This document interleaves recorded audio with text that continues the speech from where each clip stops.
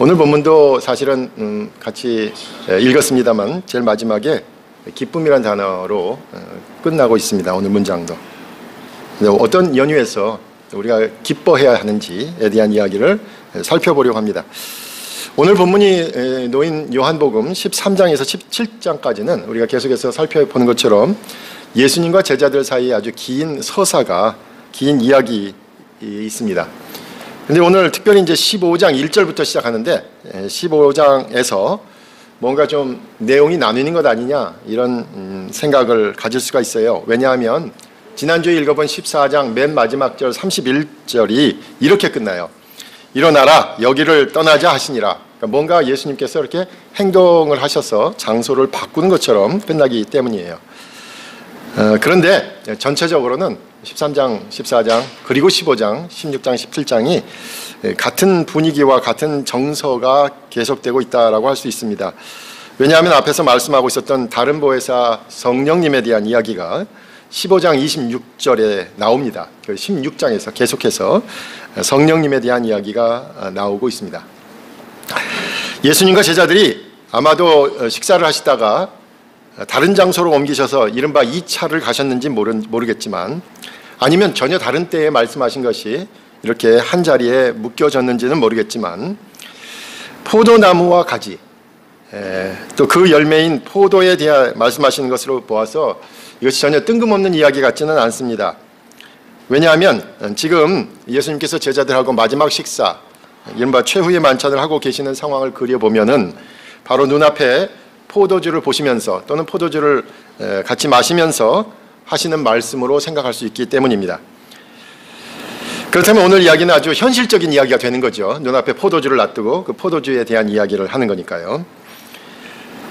그러면서 이제까지 예수님께서 하셨던 말씀을 정리하고 있다라고 얘기할 수 있습니다. 그러니까 이제까지 예수님께서 하셨던 말씀을 예화, 비유로 들어서 포도나무의 이야기를 하고 있다라고 얘기할 수 있는 거죠.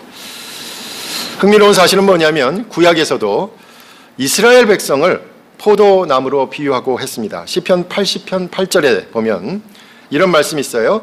주께서 한 포도나무를 애굽에서 가져다가 민족들을 쫓아내시고 그것을 심으셨나이다. 그러니까 모세를 통해서 이스라엘 백성을 애굽에서 구원해서 가나안 땅에 옮겨놓은 사건을 포도나무를 애굽에서 가져다가 거기에 있는 민족들을 쫓고 심으셨다. 이런 표현을 썼습니다. 그러니까 구약의 이스라엘을 포도나무로 비유한 부분이 분명히 있다는 거죠. 그런데 초기 기독교인들은 이른바 교회를 구성했던 초기 기독교는 그 구약의 이스라엘이 하나님께서 애굽에서 모세를 통해서 구원해낸 그 구약의 이스라엘 백성이 열매를 맺지 못했다라는 거예요. 그래서 교회는 자신들이야말로 구약의 이스라엘을 대신하는 새 이스라엘이라는 표현을 쓰곤 했습니다. 그 직접적인 예가 우리가 많이 들어본 고린도전서 15장 25절에서 27절 언제 들었는지 한번 생각해 보세요. 그 말씀 가운데 있어요. 이런 말씀이죠. 내가 너희에게 전한 것은 주께 받은 것이니 곧 주 예수께서 잡히시던 밤에 떡을 가지사 축사하시고 떼어 이르시되 이것은 너희를 위하는 내 몸이니 이것을 행하여 나를 기념하라 하시고 식후에 또한 그와 같이 잔을 가지시고 이르시되 이 잔은 내 피로 세운 새 언약이니 이것을 행하여 마실 때마다 나를 기념하라. 이게 언제 하는 말입니까? 어제 많이 들으셨죠? 언제 듣죠? 성찬식 할 때 듣는 말이죠. 사실 가만 그렇게 따져보니까요, 오늘이 짝수달의 네 번째 주이며 성찬식 하는 날이에요. 성찬식을 못 하는데 이 본문이 그러니까 이제 성찬식에 많이 쓰는 말인데 포도주, 새 언약 이런 말씀이죠. 결국 이 성찬 예식에 사용하는 서사인데 이것이 요한복음 오늘 본문과 아주 깊은 관련이 있을 것 같고 또 요한복음의 본문이 성찬 예식을 의미하고 있다라고 얘기하기도 합니다. 이제까지 본문에서 예수님께서 하신 말씀을 정리하면서 그러니까 이제까지 13장, 14장의 내용들을 정리하면 이런 내용이죠. 그리스도의 죽음과 부활의 증인이 되라. 이런 내용이 있었고 또 하나님을 믿고 그분의 뜻을 행하라 라는 부분이 있었고 마지막으로 뭐예요? 박해와 고난 가운데서도 흔들리지 말고 반드시 제자의 삶을 살라라는 권면이 있었어요. 그러니까 이 세 가지의 내용을 비유로 들어서 다시 반복하는 부분이다 이렇게 얘기할 수 있다는 겁니다. 본문으로 돌아가면 1절에서 이렇게 시작하죠. 예수님께서는 그냥 포도나무가 아니라 참 포도나무, 나는 참 포도나무요 내 아버지는 농부라, 이렇게 말씀하고 계셔요.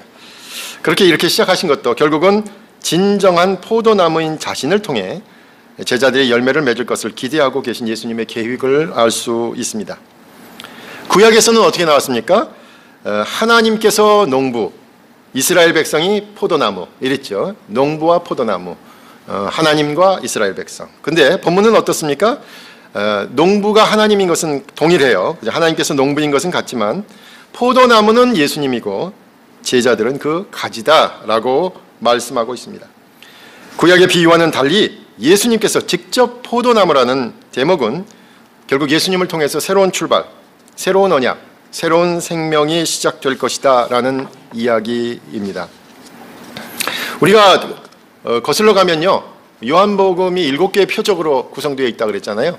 첫 번째 표적이 뭐였습니까? 요한복음 2장에 나오는 예수님께서 첫 번째 행하셨던 표적은 바로 가나의 혼인잔치에서 물로 포도주를 만드는 사건이었습니다.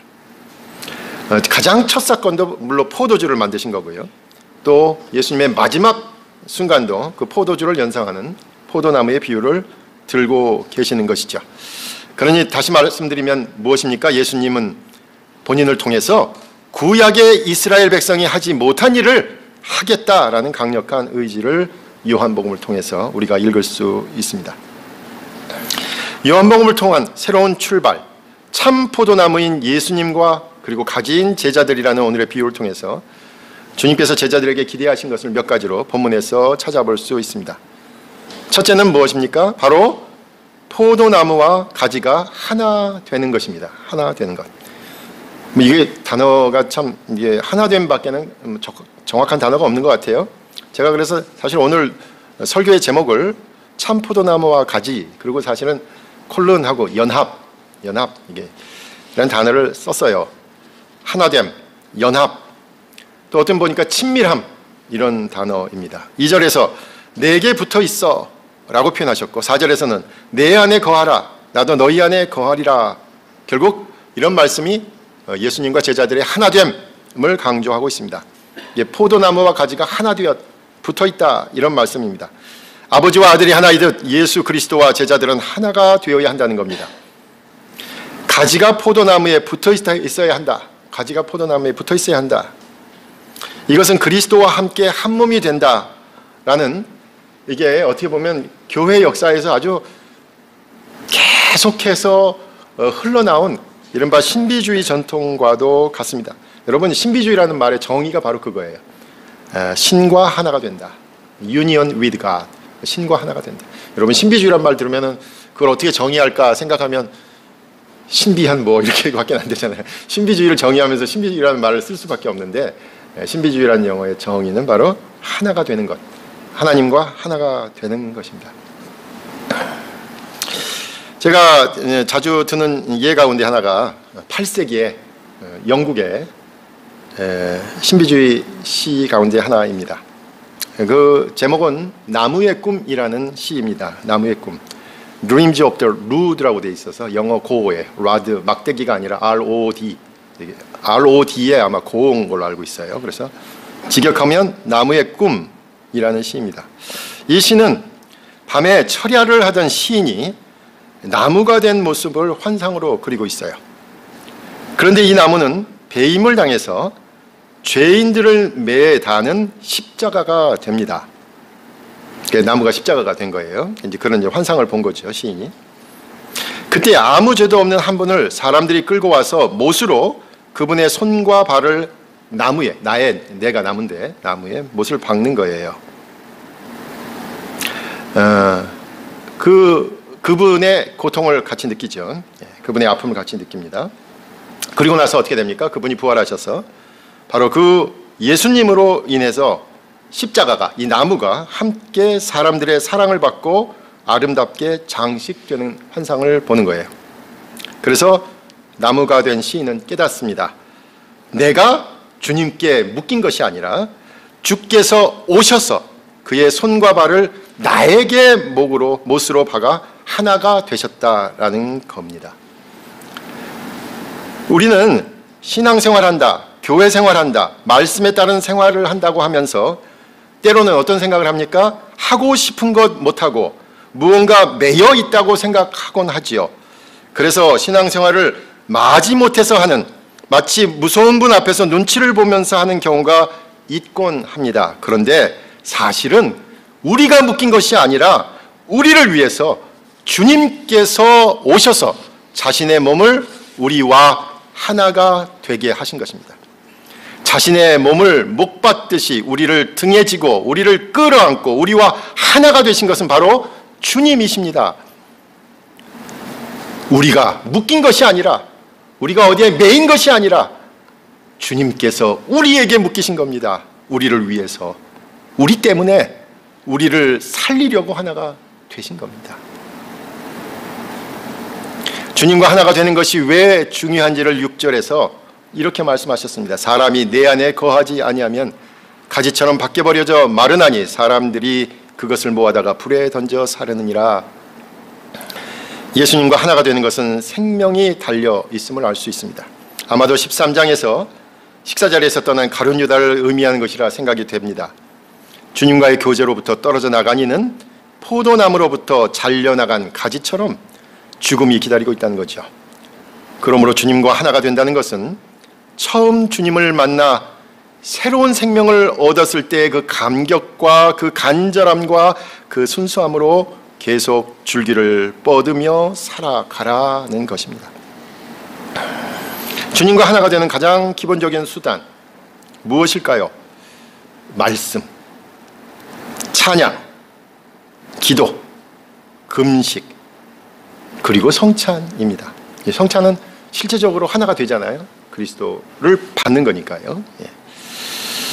어려운 시절로 인해 성찬을 나누지 못하는 것, 어떻게 보면 교회는 가장 심각한 위기를 맞고 있는지 모릅니다.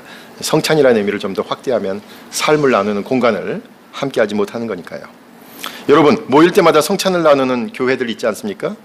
루터란이라든지 성공회, 가톨릭, 정교회, 아주 치명적이라 그래요. 요즘 가장 중요한 부분을 잃어버리고 있는지도 모릅니다. 아까 말씀드린 대로 오늘이 우리 사실은 성찬을 나누는 날이었습니다. 성찬을 나누면서 이 말씀을 나눴으면 더 좋았을 텐데, 이렇게 삶을 나누고 음식을 나눌 수 있는 시간들이 이제 줄어들어서 교회가 정말로 진지하게 이 부분을 어떻게 보완할지를 고민해야 될 때가 되었습니다. 또 주님과 하나가 되는 가장 중요한 수단 가운데 하나는 구제입니다. 어려운 사람들에게 향하는 자비의 마음이야말로 주님의 마음과 하나가 되는 것이기 때문입니다. 그렇다면 구제는 다른 누구를 돕는 것이 아니라 바로 자신이 그리스도와 하나가 되려는 간절한 몸부림입니다. 그래서 여러분 기회가 있을 때마다 여러분의 자신을 위해서, 남을 위해서가 아니라 여러분 자신을 위해서 자비를 베풀 수 있는 자리에 참여하시기 바랍니다. 주님과 하나가 되는 길입니다. 두 번째는 열매를 맺는 겁니다. 주님과 하나가 되라라는 게 첫 번째라면 두 번째는 열매를 맺는 것. 열매를 맺는 것과 관련해서 2절에서 주님께 붙어 있어도 열매를 맺지 않으면 아버지께서 제거해 버리신다라고 단호히 말씀하셨어요. 그러니까 여기서 포인트를 보셔야 돼요. 열매를 맺되 많이 맺어야 되는 거예요. 그래서 주님과 하나가 되어 결국은 열매를 맺는 것이 중요하다고 할 수 있어요. 주님과 하나가 된 이유도 여기에 있죠. 그런데 본문은 포도 농법과 관련해서 얘기하죠. 어떤 열매라도 맺으면 더 많은 열매를 맺게 하려고 포도나무를 깨끗하게 하신다, 이렇게 말씀하셨어요. 깨끗하게 하시고 가지도 자르고 뭐 이렇게 하는 거죠. 왜? 더 많이 열매를 맺게 하려고요. 소독을 하고 가지를 치면서 더 많은 열매를 기대하는 것은 바로 농부의 마음이고 그것이 농사를 짓는 이유입니다. 다행히 3절에서 너희는 내가 일러준 말로 이미 깨끗하여졌으니 라고 하는 것으로 보아서 13장의 세족식을 의미하는 것 같아요.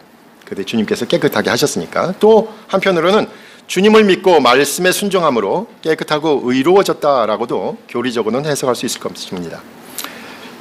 그런데 주님께서 제자들을 깨끗하게 하신 이유는 열매를 더 많이 맺게 하시려고 하는 것입니다. 여러분, 열매 맺는다? 그러면 우리가 흔히 생각하는 게 뭡니까? 열매 맺는다. 공교롭게도 이게 영어 단어로 보니까요, bear라는 단어를 써요. bear fruit. 예. 근데 여러분, 똑같은 bear라는 동사를 증인이 된다, 증거한다. bear witness 이렇게 to 써가지고 bear라는 단어를 써요. 귀한 내용물을 품어 키우는 거죠. 어떤 내용물을 품어 키우는 거고, 그걸 간직하고 키운 것을 전하는 것, 그 단어이죠. 주님을 증거한다는 것은 바로 주님의 말씀과 삶을 알리는 것이고, 주님의 행동과 열정을 따른다는 것이며, 주님의 고난과 기쁨에 함께 하는 것이고, 주님의 좌절과 승리, 그리고 죽음과 부활에 동참한다는 뜻일 겁니다.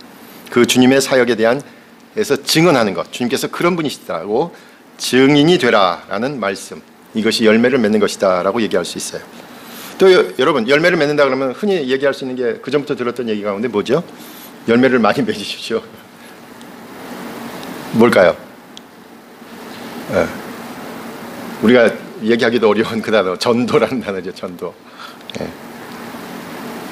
우리 모두가 전도에 대해 부담감을 많이 느껴요. 교회 다닌다는 것조차도 말하기를 꺼리고 어려워할 때 정말로 전도라는 말은 더 부담을 느낀 단어입니다. 복음주의 선언이라고 하는 로잔 언약의 로잔 선언에 따르면 전도하는 것을 전도한다라는 것을 세 가지로 표현했더라고요. 하나는 현존, 단어가 좀 어렵네요. 현존. 하나는 선포, 설득, 이 세 단계가 있어야 된다라고 얘기해요.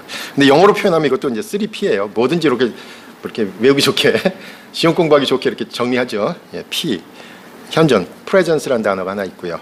선포, proclamation, 그다음 설득, persuasion이죠. 현존과 선포와 설득. 근데 이제 우리가 가장 좋아하는 말은 뭐예요? 전도, 결국 현존입니다. 뭐예요? 우리가 삶을 통해서 주님을 전할 수 있습니다. 삶으로 보여줘야 되는 겁니다 라고 얘기하잖아요. 주님을 알리기 전에 먼저 주님 말씀대로 사는 삶을 통해서 나는 전도하고 있습니다. 그러니까 현존을 통한 전도, 이 방법을 많이 얘기해요.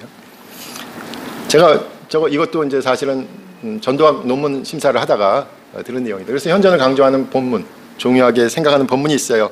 마태복음 5장 19절 본문이에요. 나를 따라오라. 내가 너희를 사람을 낚는 어부가 되게 하리라. 이게 예수님의 명령어가 두 개라는 거예요. 나를 따라와라. 그리고 사람을 낚는 어부가 되게 하리라. 근데 한국 교회는 뭘 했다는 거예요? 사람 낚는 기술만 가르쳤다는 거야. 그죠? 주님은 그게 아니라 나를 따라오면 사람들은 자연히 온다라는 거였다는 거예요. 중요한 지적이죠. 주님을 따르는 것이 중요한데 우리는 사람 낚는 기술만 가르쳤다는 거지. 전도 그러면 사람 낚는 것, 이렇게 생각을 했다는 거죠. 저는 아주 중요한 지적이라고 생각합니다. 여러분이 삶을 통해서 구태여 얘기 안 하더라도 삶을 통해서 주님을 증거하는 것, 여기서 열매 맺는 것이다 라고 얘기할 수 있습니다. 그런데 저는 오히려 여기서 좀 다르게 얘기해 보려고 그래요. 저와 여러분이 주님을 증거하는 삶을 산다고 하면서 그것도 제대로 못하고 더 나아가 선포하는 것과 설득하는 것은 아예 방기하고 있지 않는가 하는 거예요. 첫 번째가 아예 안 되니까 두 번째 선포하는 거나 세 번째 설득하는 것도 아예 포기하고 있는 것은 아닌가. 주님을 증거하는 열매 맺는 삶은 바로 현존과 함께 또 말씀으로 선포하고 주님을 받아들이도록 설득하는 과정도 있어야 한다는 겁니다. 또 오늘 본문은 열매를 맺는다는 것을 기도의 응답이라는 의미로 말씀하고 있습니다. 7절에서 너희가 내 안에 거하고 내 말이 너희 안에 거하면 무엇이든지 원하는 대로 구하라. 그리하면 이루리라 라는 말씀입니다. 기도 응답, 누구나 꿈꾸는 것입니다만 대개 자신의 욕심과 욕망으로 구하는 경우가 있어서 응답이 없습니다. 그런데 기도 응답의 비밀은 바로 주님의 말씀 지키는 것이라 할 수 있습니다. 다시 말해서 주님의 뜻을 구하는 것이, 주님께서 원하시는 것을 구하는 기도에는 반드시 응답이 있다는 것입니다. 그런데 여러분, 구체적인 상황에서 묻죠. 도대체 주님의 뜻이 무엇입니까? 제가 요즘 뭘 하나 쓰고 있는데 OMS라고 동양선교회를 통해서 일본과 한국과 중국에 선교사로 오신 분 찰스 카우만이라는 선교사님에 대한 글을 하나 쓰고 있는데, 이분이 1900년도에요. 1900년대 시카고에 웨스턴 유니언, 여러분 웨스턴 유니언 그럼 지금도 알고 있지 않아요? 정보 회사. 여기서 여러분 뭐 아마 저기 뭐죠? 전신환 같은 거 보내려면 웨스턴 유니온으로 할 거예요. 그죠? 1900년도에 웨스턴 유니온에서 잘 나가던 전신 기사였습니다. 이 전신. 그 당시 가장 앞선 문물이었겠죠. 지금의 SNS 같은. 그 전신 기사였는데 이분이 선교사로 자원을 하는 거예요. 선교사로 자원을 했는데 문제는 누구의 후원을 받을지, 어디로 갈지, 누구와 함께 일할지 알 수 없는 상황입니다. 그래서 그 대목을 고백을 하고 있어요. 그래 어딘가에 가가지고 부흥회에서 그 얘기를 한 거예요. 제가 선교사로 나가겠습니다. 일본으로 가겠습니다. 이렇게 얘기했는데 그날 그 설교를 듣고 감동한 젊은이가 와가지고 예배 시간 끝에 끝나고 와서 손을 쥐어주고 가는 거예요. 1달러를 쥐어주고 갔어요.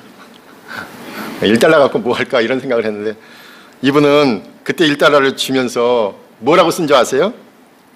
그때부터 신앙 선교가 시작되었다. 여러분, 이 신앙 선교라고 하는 게 참 중요한데요. 무엇이냐면 그 전까지 선교사들은 다 큰 교단에서 선교사를 후원을 받잖아요. 그러니 선교사로 자원하는 사람들은 교단 선교사로 발탁이 되면 되는 거예요. 지원을 해서 되면은 괜찮은 뭐죠? 수입을 계속 지원을 받으니까 선교 사역을 할 수 있죠. 여러분, 신앙 선교는 그게 뭐냐면 그거 인간의 방법이라고 생각해서 아예 그냥 가는 거예요. 주님께서 필요한 사역에 붙여주실 것이다 라고 믿음으로만 가는 거예요. 그래서 우리가 신앙 선교라고 합니다. 그래서 이 찰스 카우만 선교사님은 신앙 선교로 일본과 한국, 중국에 선교사로 온 것입니다. 그러면서 이렇게 고백했어요.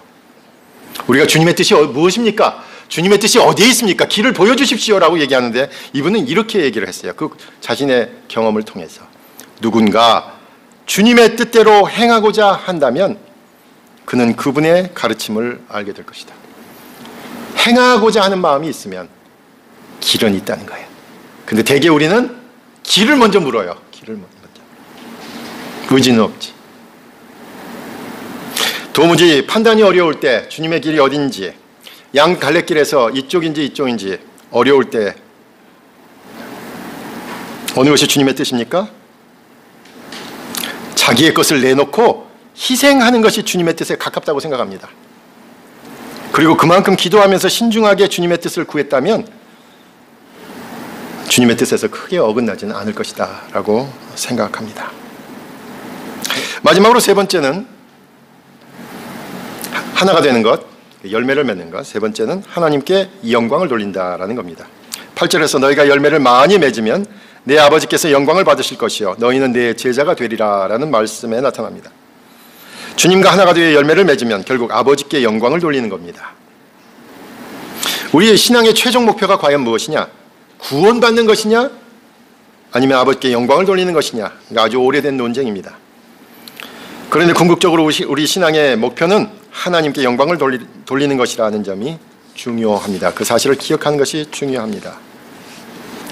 그 외에 다른 것은 부수적인 것입니다. 우리가 우리 자신에게 영광이 돌아오도록 하니까 좋은 일을 한다고 하면서도 결국 그게 불순한 행동이 되고 눈앞의 결과에 대해서 조바심을 내고 무리해서 일을 벌이게 되죠. 그래서 하나님의 영광을 위하여라는 말은 아주 조심스럽게 선별해서 사용해야 할 겁니다. 하나님의 영광을 위하여라는 말에는 다른 반대할 수 없기 때문입니다. 그렇지 않으면 남용되고 잘못 사용되어서 하나님의 영광을 위하여라는 말로 많은 사람을 다치고 아프게 하는 무서운 결과를 내기도 합니다. 미국의 어떤 대통령은 기도하고 하나님의 영광을 위하여 성전을 시작해서 있지도 않은 대량 살상 무기를 찾는다고 하나의 독립된 국가를 초토화시켜버렸고 그리고 그 아픔은 아직도 헤어나오지 못하고 있습니다. 그러므로 아버지 하나님께 영광을 돌리는 방법은 바로 주님께서 그러신 것과도 같이 사랑하라는 계명을 지키는 데 있습니다. 하나님께 영광을 돌리는 것은 증오나 미움이 아니라 사랑이 그 출발점이 되어야 합니다. 그리고 사랑하라는 계명을 지키면 바로 주님의 기쁨으로 제자들 안에도 가득하게 된다고 약속하신 것입니다. 사랑하라는 계명은 결국 주님의 기쁨에 동참하는 것입니다. 지난주에도 우리가 고난의 한가운데서 어떻게 기쁠 수 있을까? 라는 이야기로 우리가 말씀을 나누었습니다만 오늘 본문도 마지막 고별 식사의 자리에서 바로 성만찬에서 주님께서는 기쁨이라는 단어를 꺼내셨습니다. 체포를 앞둔 상황, 고난을 앞둔 상황, 그리고 십자가, 죽음을 앞둔 상황입니다. 그런데 주님께서는 역설적으로 기쁨, 어떻게 보면 오늘 찬양 가운데 있는 행복이라는 단어를 떠올리셨습니다. 그 고난으로, 그 십자가로 끝이 아니라 주님께서 부활하신다는 믿음이 있기 때문이겠죠. 주님께서 우리가 도모하는 선한 일, 우리가 간절히 바라는 주님의 일, 우리가 애타게 기도하는 것을 회복시키신다는 믿음이 있기 때문입니다. 이 믿음으로 인해 주님의 고난과 아픔 속에서도 기쁨과 행복 가운데 지금 살 수 있는 것입니다. 신앙생활은 그러므로 억울하고 답답하고 좌절하는 것으로 끝나는 것이 아닙니다. 십자가 그 너머로 주님의 부활이 있고 우리를 향한 주님의 그 사랑이 있습니다. 인간이 겪을 수 있는 가장 참담한 아픔과 절망을 겪으신 그 주님께서 우리와 함께 우리의 아픔을 겪으시고 결국은 모든 불의와 왜곡과 절망을 회복시킬 것을 믿기에 우리는 지금 여기서 기쁨과 행복을 지닐 수 있습니다. 그래서 이 기쁨과 행복으로 우리 각자의 삶을 살아내는 것입니다. 요즘 시편 같이 읽고 있잖아요. 시편 16편 11절에서 다윗이 고백합니다. 그 파란만장한 삶을 살았던 다윗이 이렇게 고백합니다. 주께서 내게 생명의 길을 보여주시리니 주 앞에서는 기쁨이 항상 넘칠 것이요 주의 오른손에는 영원한 즐거움이 있을 것입니다. 그 다윗의 고백도 주님께서 생명의 길을 보여주시기 때문에 기쁨이 있다라고 이야기합니다. 주님과 하나가 되어 연합하는 것, 그리고 열매를 맺는 삶, 그리고 이를 통해 아버지께 영광을 돌리는 것은 결국 우리의 삶의 이유와 목적이 되기에 가장 기쁘고 행복을 누릴 자격이 된다라는 말씀입니다. 우연히 TV를 보다가 아마 공익 광고 같아요. 광고에 나오는데 그 장면이 이래요. 스킨스쿠버 하시는 분들이 바닷속에 들어가가지고 바닷속에 있는 쓰레기들을 이렇게 줍는 거예요. 그리고 바닷가에 나와서 바닷가에서도 주워요. 그러니까 이제 아나운서가 물어요. 묻는 제목이 이래요. 이 넓은 바닷가에서 쓰레기 요 조금 줍는다고 뭐가 바뀌겠습니까? 라고 물으니까 젊은이가 뭐라고 대답하는지 아세요? 이렇게 대답하더라고요. 그래도 우리가 지나간 길은 다르겠지요. 이렇게 얘기하더라고요. 그래도 우리가 지나간 길은 다르겠죠. 세상을 송두리째 한꺼번에 바꿀 수는 없을 겁니다. 그러나 저와 여러분이 지나간 길을 바꿀 수는 있을 겁니다. 그렇게 저와 여러분이 지나간 길은 이전보다 조금은 더 깨끗하고 조금은 더 진지하고 그래서 조금은 더 애틋하고 아름다운 길이 될 것이고 누군가는 그 길을 통해 더 넓은 길을 만들 겁니다. 바로 그런 소망으로 참 포도나무이신 주님과 하나가 되어 열매를 맺고 궁극적으로 아버지 하나님께 영광을 돌리는 제자로서의 기쁨과 행복을 누리는 우리 모두가 되시기를 간절히 부탁드립니다.